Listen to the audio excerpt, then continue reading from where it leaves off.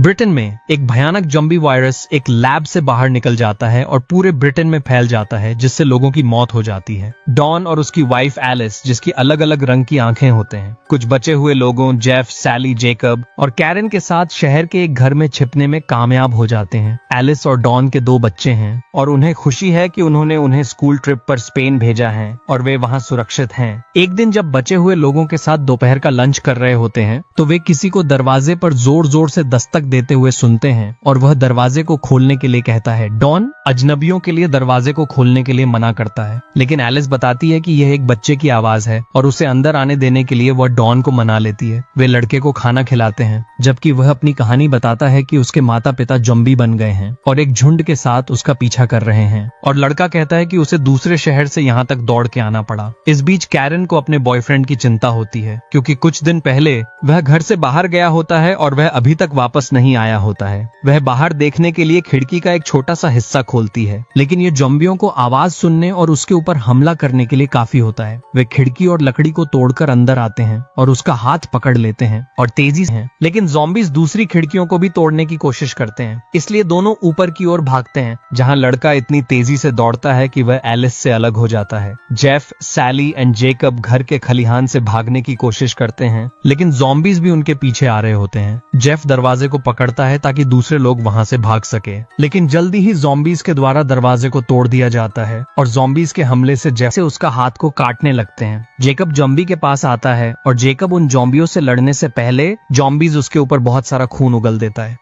उसी समय डॉन उसके पीछे आता है और उसे मारने के लिए उसके सिर पर वार करता है, जिससे जैकब को वहां से भागने का मौका मिल सके। और भी ज़ॉम्बीज आ रहे होते हैं, इसलिए डॉन वहीं पर रुककर उन्हें रोकने की कोशिश करता है ताकि बाकी लोग भी भाग सकें। एलिस और लड़का कॉरिडोर में जाते हैं, मारा जाता है। सैली रोती है जब वह अपने पति को ज़ॉम्बीज के द्वारा निगलते हुए देखती है और इस देरी के कारण ज़ॉम्बीज भी उसे पकड़ लेते हैं। जेकब सैली को ऊपर खींचने के लिए इतना मजबूत नहीं होता है और उसे छोड़कर हैच को बंद करना पड़ता है ताकि वह खिड़की से भाग सके, जबकि सैली भी ज़ॉम्बीज के द्वारा खाई जाती है। नीचे डॉन ज़ॉम्बीज के एक झुंड को मारने में कामयाब होता है, लेकिन लड़ाई के दौरान वह अपना हथियार खो देता है, कि से भाग जाता है। अपनी पत्नी और बच्चे को घर के अंदर ज़ॉम्बी के साथ छोड़कर डॉन के पीछे दर्जनों ज़ॉम्बी दौड़ रहे होते हैं और वह खिड़की पर खड़ी हुई एलिस को अनदेखा करते हुए खेतों के पार दौड़ता है। अंततः वह नदी के किनारे पर पहुंचता है, जहां जेकब मोटरबोट पर भागने की कोशिश कर रहा होता है। डॉन सबसे पहले मोटर को चालू करने के लिए बोट पर चढ़ता है, जबकि जेकब उसे बांधने का काम पूरा करता है।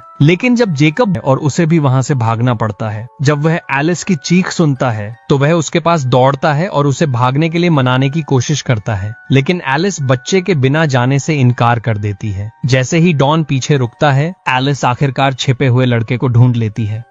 तभी एक ज़ॉम्बी उनके और डॉन के बीच में आ जाता है। एलिस मदद की गुहार लगाती है, लेकिन डॉन बहुत डर जाता है, इसलिए वह दरवाजे को बंद कर देता है और बोट के अंदर कूदने की कोशिश करता है तो वह फिसल जाता है और पानी में गिर जाता है, जहां उसे ज़ॉम्बी काट लेते हैं। वह जल्द ही ज़ॉम्बी में बदल जाता है और डॉन के ऊपर हमला करने की कोशिश करता है, जो उसे लात मारकर गिरा देता है, और अंततः डॉन मोटरबोट को चालू कर देता है और जेकब को प्रोपेलर ब्लेड से मारकर सेफली वहां से दूर चला जाता है। आउटब्रेक के 15 दिन के बाद ब्रिटेन को क्वारंटीन में कर दिया जाता है। 28वें अनुमति मिल जाती है।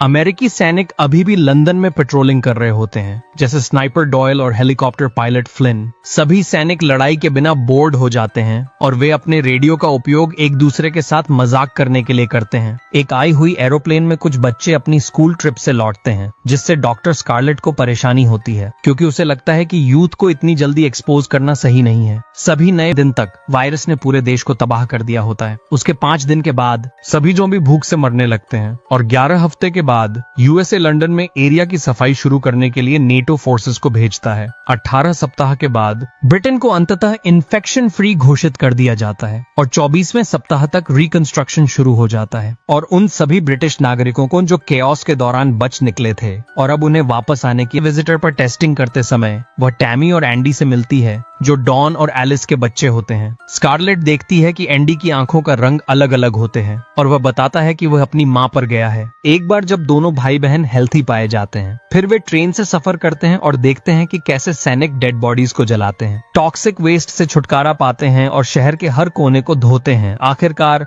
वे एक फोर्टिफाइड रीसेटल हुए देखता है ताकि वह मदद नहीं कर सके। रात में एंडी को अपनी माँ एलिस को एक भयानक ज़ॉम्बीज बनने का सपना आता है।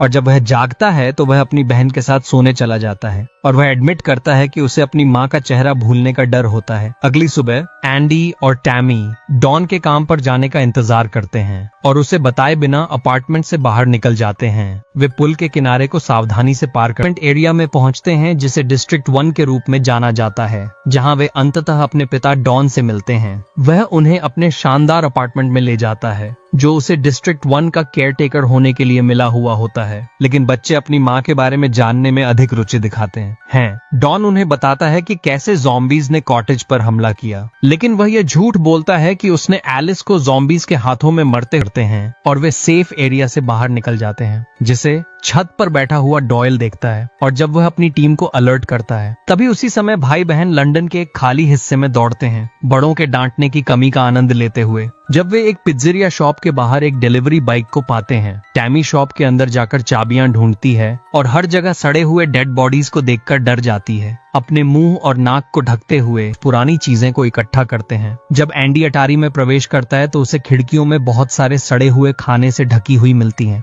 वहां दीवार पर अजीब निशान और भाई बहनों के नाम भी लिखे हुए होते हैं।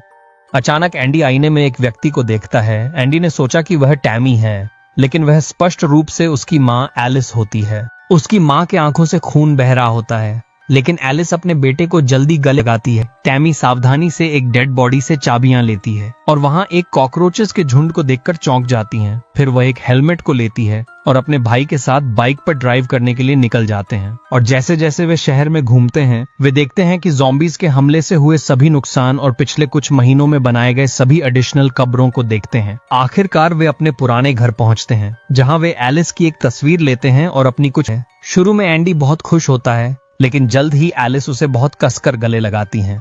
उसी समय सेना वहां पर आती है और बच्चों को सेफली वहां से ले जाते हैं और एलिस को पकड़ लेते हैं। बाद में एलिस को नहाने के बाद स्ट्रेचर में बांध दिया जाता है। स्कारलेट उससे कुछ सवाल पूछती है, लेकिन एलिस कुछ जवाब नहीं देती है।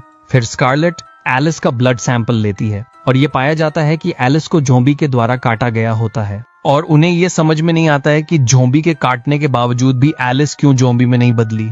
जब स्कारलेट अपनी सारी टेस्ट पूरी करती हैं, टेस्ट्स के बाद यह कंफर्म होता है कि एलिस के अंदर वायरस है और एलिस दूसरों को इन्फेक्टेड कर सकती है। लेकिन वायरस ने अभी तक एलिस के ऊपर पूरी तरह से काबू नहीं पाया होता है। इसका मतलब है कि वे एलिस के डीएनए से वैक्सीन बना सकते हैं। हालांकि हायर अथॉरिटीज उसे मारना चाहते हैं, इससे पहले कि एलिस वायरस को पूरे शहर में फैलाए और एलिस के मरने के बाद उसके बॉडी के ऊपर टेस्ट किया जा सकते हैं। इस बीच डॉन कैप्टिविटी में होता है। जब डॉन ने एलिस को देखता है, गिल्ट महसूस करते हुए डॉन ने सेना की सिक्योरिटी को पार किया और एलिस से मिलने के लिए अंदर गया। वह दौड़ते हुए माफी मांगता है और समझाता है कि उसने डर के कारण डॉन ने उसे अकेला वहां पर छोड़ दिया था। एलिस कहती है कि मैं तुमसे प्यार करती हूँ